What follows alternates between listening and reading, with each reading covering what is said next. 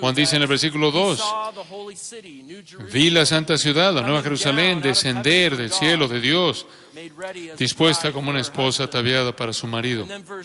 Y después versículo 3, oí una gran voz del cielo que decía, he aquí el tabernáculo de Dios con los hombres, y Él morará con ellos, y ellos serán su pueblo, y Dios mismo estará con ellos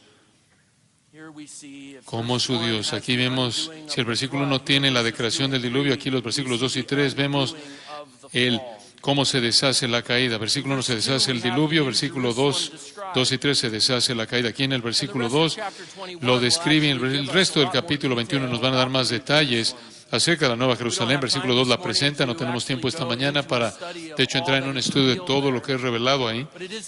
Pero es interesante señalar, por ejemplo, que tenemos, se dan las dimensiones de la Nueva Jerusalén. 1,500 millas en un lado. Si fueras a poner una esquina de la Nueva Jerusalén en Los Ángeles y colocaras otra esquina en la Ciudad de México, otra esquina en San Luis, Missouri, y la cuarta esquina se llegaría hasta Canadá. Y la Nueva Jerusalén, tan masivo que es como lo presentan estas dimensiones, solo nos da parte de la historia, porque la Nueva Jerusalén no es meramente una ciudad de una dimensión, sino que es una ciudad de 1,500 millas de un lado y 1,500 millas de alto. Una ciudad masiva, y claro, este es el lugar de habitación de los redimidos de todas las edades, pero no es meramente el lugar de residencia de los redimidos, porque como vemos en los versículos 2 y 3, también es el lugar de residencia de Dios mismo. Y este es lo que hace que el cielo sea el cielo. Es que Dios está ahí, que Cristo está ahí, y que tenemos el gozo y privilegio de pasar la eternidad en su presencia. Regresando a las dimensiones de la Nueva Jerusalén, solo por un momento, la razón por la que es 1,500 millas de un lado, un cubo, es porque, de hecho, representa las dimensiones del tabernáculo y del lugar santísimo en el templo en el Antiguo Testamento. O para ser más exactos, el lugar santísimo en el tabernáculo y en el templo representaban la Nueva Jerusalén. Y en lo que al Antiguo Testamento concierne, el acceso al lugar santísimo estaba limitado, estaba cortado por un velo, solo el sumo sacerdote podía entrar y solo una vez al año, pero en la nueva tierra vamos a tener un acceso constante al lugar santísimo, al lugar donde Dios mismo vive. Si fuéramos a ver el versículo 22 del capítulo 21, veríamos que en la Nueva Jerusalén no hay templo, porque en la Nueva Jerusalén misma es el templo.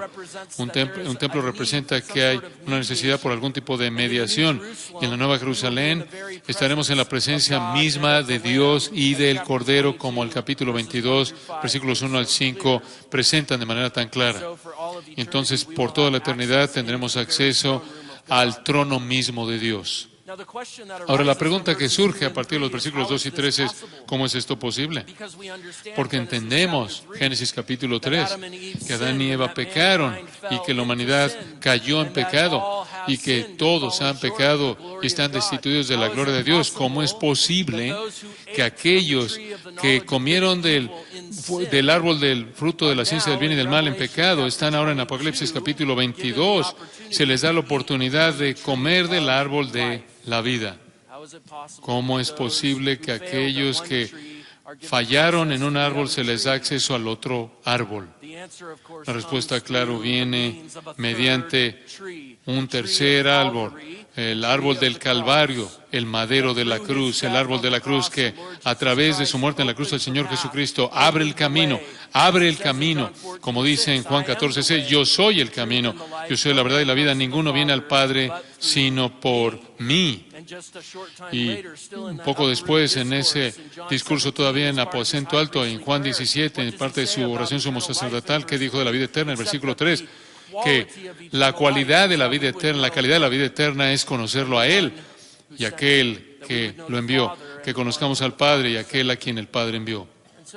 Entonces reconocemos que la vida eterna es estar en comunión perfecta, comunión con Dios, y tendremos acceso a Él por toda la eternidad, debido a lo que Cristo logró mediante el árbol del Calvario. Aquellos que fracasaron en el árbol del Edén, tienen acceso al árbol de la vida, el árbol del cielo eterno.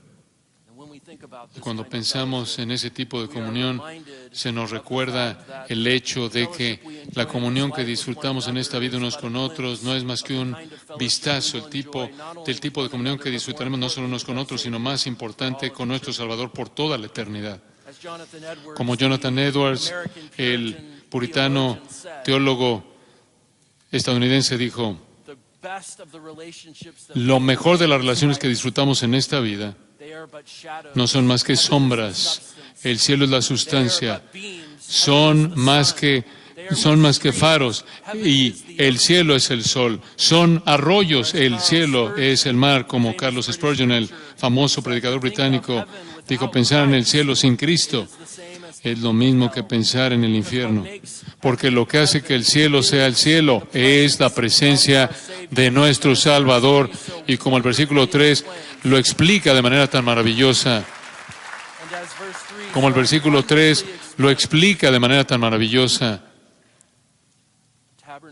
el tabernáculo de Dios morará con ellos, y Él morará con ellos. Y una tercera vez, y Dios mismo estará con ellos como su Dios. Él estará con nosotros y nosotros estaremos con Él. Consideremos entonces estas cosas que Juan nos ha revelado que están ausentes del mundo venidero. Versículo 1, no hay señal del juicio de Dios. Versículos 2 y 3, no hay separación entre Dios y los hombres. Versículo 1, el diluvio ha sido deshecho. Los versículos 2 y 3, la caída ha sido deshecha.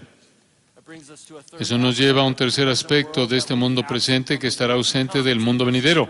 Está en los versículos 4 y 5. Y es este: no habrá tristeza ni sufrimiento. Usted puede ver eso ahí en el versículo 4. Enjugará Dios toda lágrima de los ojos de ellos, y ya no habrá más muerte, ni habrá más llanto, ni clamor, ni dolor, porque las primeras cosas pasaron. Y luego versículo 5, y el que estaba sentado en el trono dijo: he aquí, yo hago nuevas todas las cosas. Y me dijo: escribe, porque estas palabras son fieles y verdaderas.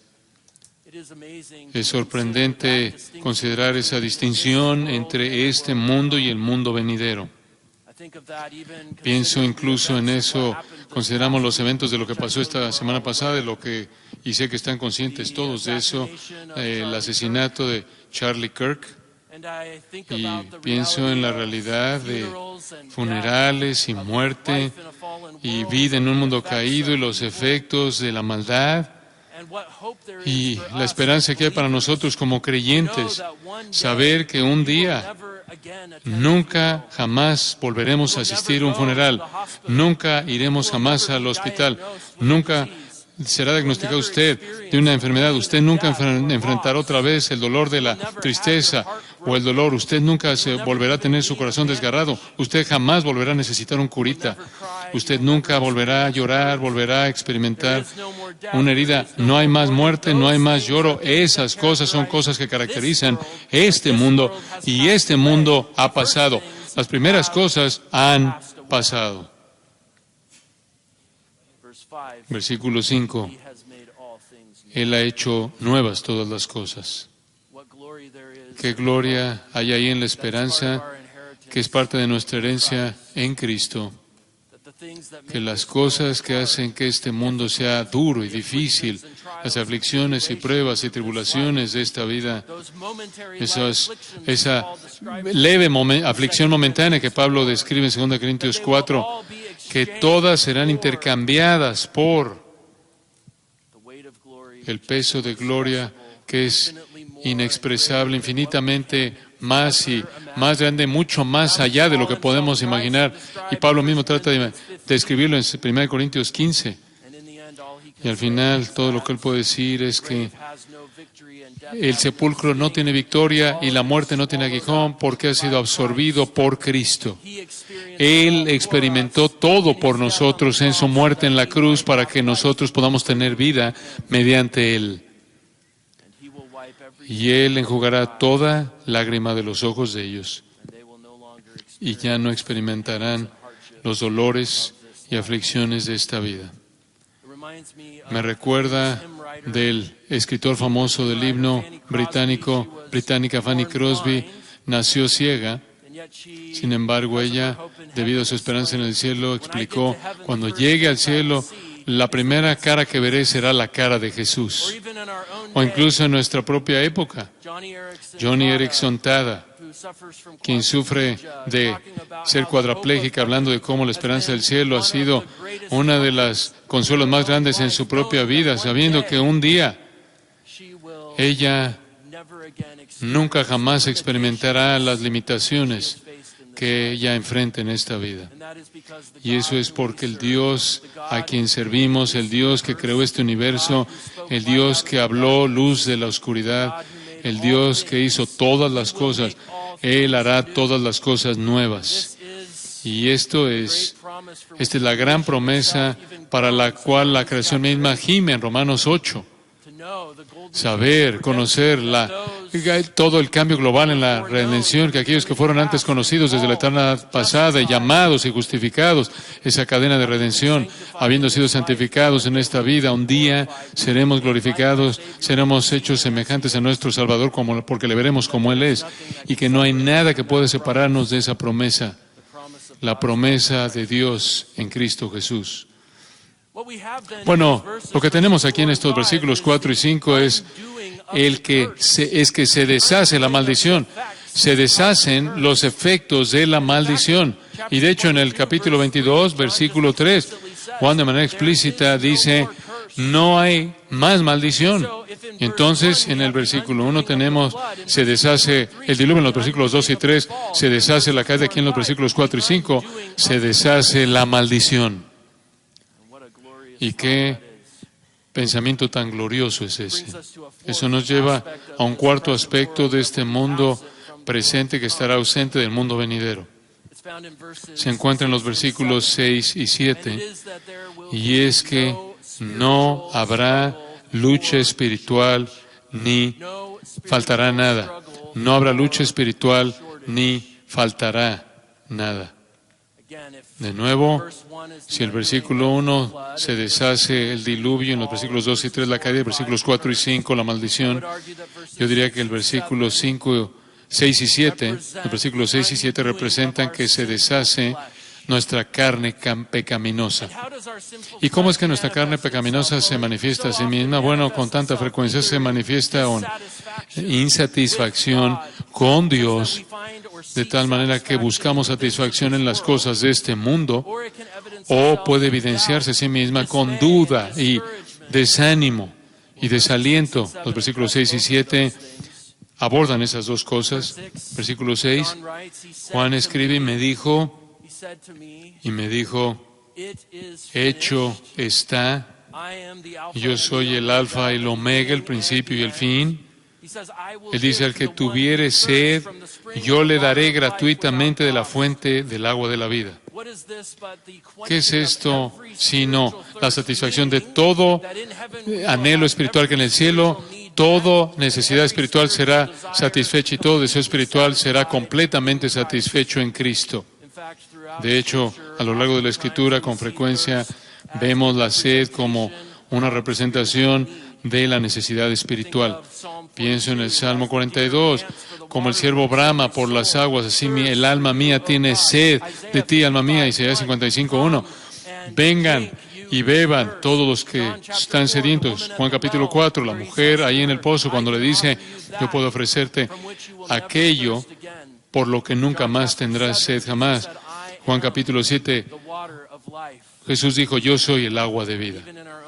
Incluso en nuestro propio pasaje, en Apocalipsis capítulo 22, versículo 17, de nuevo se nos reitera que aquellos que tienen sed vengan y beban del agua de la vida.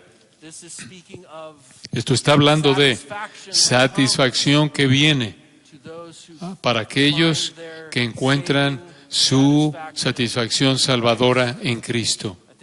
Pienso en el padre de la iglesia, Agustín, quien en sus confesiones, en una oración, habló del hecho de que aquellos que están incómodos hasta que encuentran su reposo en ti, oh Dios.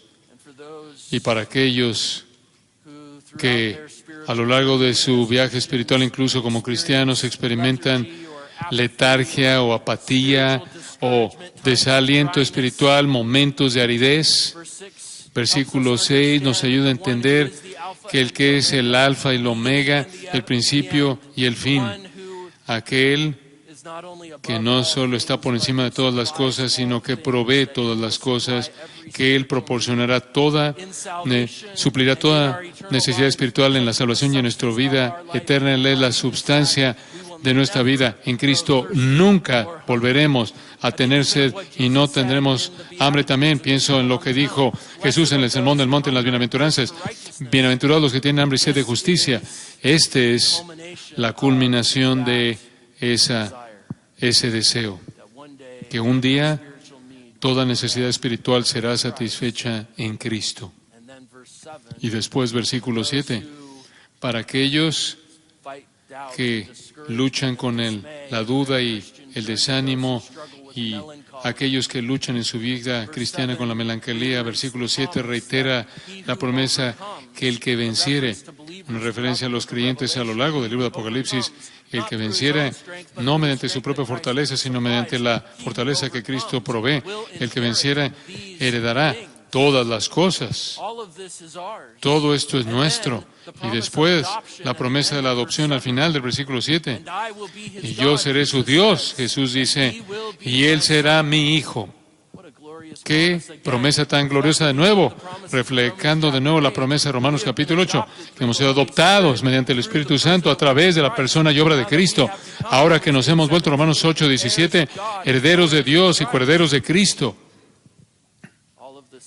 Todo esto es nuestro debido a lo que Él logró a favor de nosotros. Y entonces vemos la carne pecaminosa y las tentaciones hacia la insatisfacción y las tentaciones hacia el desaliento, cosas que son verdad de nuestra carne aquí y ahora, cosas con las que peleamos, conforme peleamos contra la carne, esas cosas son quitadas. Eso nos lleva a un quinto aspecto final de aspectos de este mundo actual que estarán ausentes del mundo venidero. Versículo 1, no hay señal del juicio de Dios. Versículos 2 y 3, no hay separación entre Dios y el hombre. Versículos 4 y 5, no hay tristeza ni sufrimiento. Versículos 6 y 7, no hay lucha espiritual o faltará algo. Y versículo 8, no habrá mancha de pecado. No habrá mancha de pecado. No habrá mancha de pecado en la nueva tierra. Juan, en el versículo 8, enumera una lista de categorías de actividades pecaminosas, y entonces usted puede ver ahí en el versículo 8 que va a decir, en contraste con aquellos que vencieron, versículo 7, aquellos que son cobardes, aquellos que son incrédulos, abominables, aquellos que son homicidas, aquellas que son fornicarios y hechiceros, idólatras, y todos los mentirosos. Él dice que su lugar no está en la nueva tierra. Su lugar está en el lago que arde con fuego y azufre, que es la muerte segunda. Y lo que este versículo nos enseña es que la gloria del cielo solo está disponible para aquellos que disfrutan de que sus pecados han sido perdonados. Porque lo que el versículo 8 nos revela es que no habrán pecadores en la nueva tierra. Sin embargo, entendemos que nosotros todos somos pecadores. Y entonces esto lleva a la pregunta, bueno, si no habrán pecadores en la nueva tierra, entonces ¿cómo podemos tener acceso a la nueva tierra? Pero eso lleva a un punto importante, ¿verdad? Es que no habrán pecadores no perdonados, no habrán pecadores no redimidos ahí. Porque las únicas personas en el cielo, fuera de Jesucristo mismo, son pecadores. Pero son pecadores que han sido perdonados, son pecadores que han sido redimidos. Para aquellos que no han sido perdonados, para aquellos que no han sido redimidos, este versículo presenta una advertencia terrible y un llamado fuerte al arrepentimiento para reconocer que el único camino, la única manera para llegar a la salvación, la única puerta al cielo es el Señor Jesucristo. Y solo aquellos que creen en Él tienen el perdón que Dios ofrece y la esperanza de la vida eterna que este pasaje revela. Entonces vemos que de la misma manera en la que la caída ha sido deshecha, el diluvio, la caída, la maldición, la carne, en este versículo, la impiedad misma ha sido deshecha. Y de nuevo, titulamos este sermón Lo que le falta al cielo, y siempre quiero mencionar algo cuando llego al versículo 8, incluso en una conferencia como esta, en donde sé que casi todos ustedes han abrazado al Señor Jesucristo en fe salvadora. Quizás todavía hay algunos que no lo han hecho. Y para aquellos que no lo han hecho, mi aliento para ustedes es: asegúrense de que no estén faltando en el cielo. Porque si ustedes están fuera de Jesucristo, entonces ustedes están en el versículo 8 y no tienen esperanza más que el juicio eterno. Pero regresamos a la pregunta: ¿cómo es que gente pecaminosa puede tener acceso a lo que Juan describe en este pasaje? Nos recuerda las palabras de Pablo en 1 Corintios capítulo 6, versículos 9 al 11. Ahí el apóstol Pablo, de hecho, da una lista muy parecida. Y de hecho, él comienza esa lista al decir: ¿no sabéis que los injustos no heredarán el reino de Dios? No van a heredar el reino de Dios. Y él enumera ahí varias categorías que son muy parecidas a la lista aquí. Pero ¿cuál es la diferencia? Y él sigue en el versículo 11 para decir: pero ya habéis sido lavados. Una referencia a la regeneración.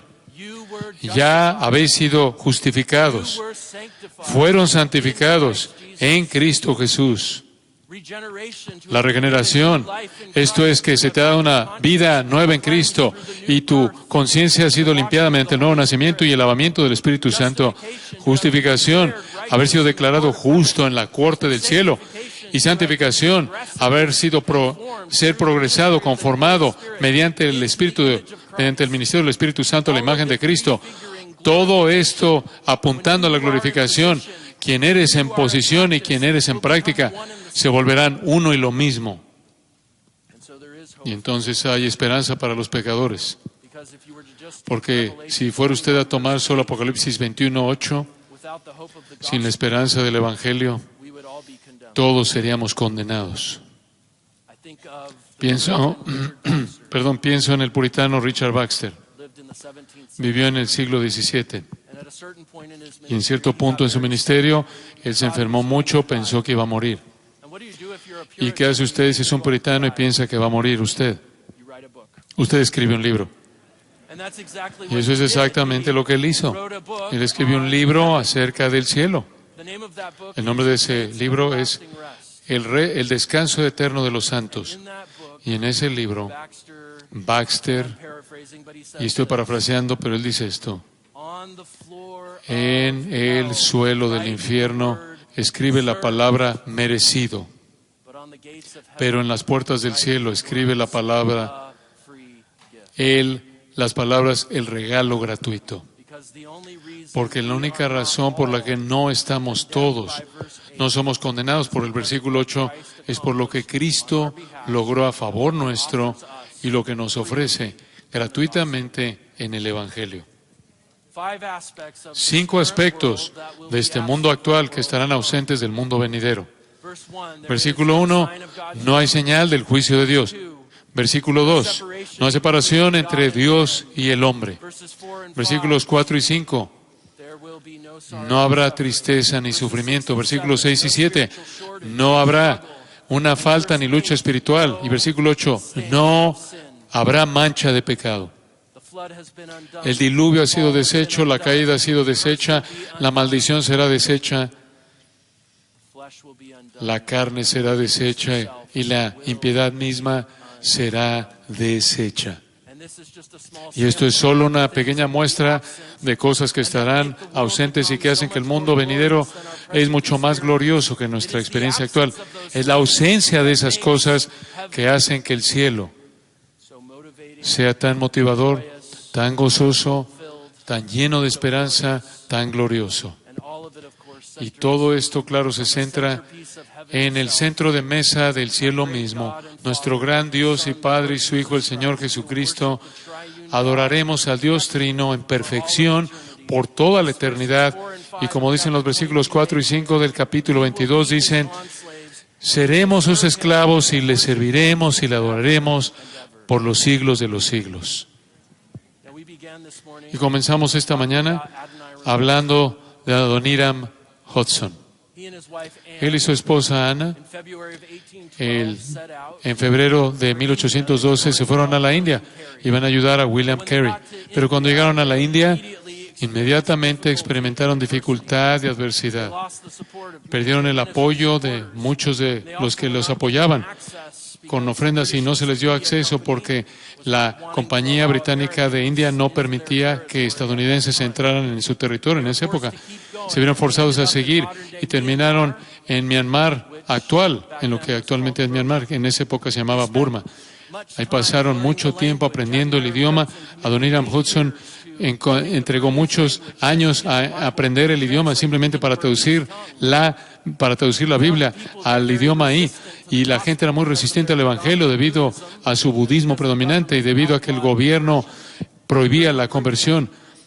Y durante la revolución de la época ahí, Adoniram fue perseguido, fue arrestado, acusado de ser un espía británico y él fue colgado de cabeza ahí con cadenas y fue torturado. Su esposa desesperadamente trató de buscar que lo liberaran y cuando finalmente fue liberado, unos meses después, su esposa Ana contrajo una enfermedad y en línea con esa carta que Adoniram Hudson le había escrito a su suegro futuro, esas cosas se volvieron realidad. Su esposa Ana murió de una perspectiva humana prematuramente. De hecho, Adoniram Hudson experimentaría el dolor de la pérdida, refiriéndose a la pérdida de la muerte de aquellos que eran más cercanos a él, incluyendo su primera esposa, después su segunda esposa, varios hijos y varios colaboradores y amigos cercanos. Experimentaría el dolor de la pérdida 24 veces. Cuando él murió, habían creyentes en Burma, hubieron iglesias plantadas, pero desde una perspectiva humana, la obra parecía algo, en cierta manera, pequeña. Y la pregunta quizás que alguien podría hacer es, ¿valió la pena todo eso?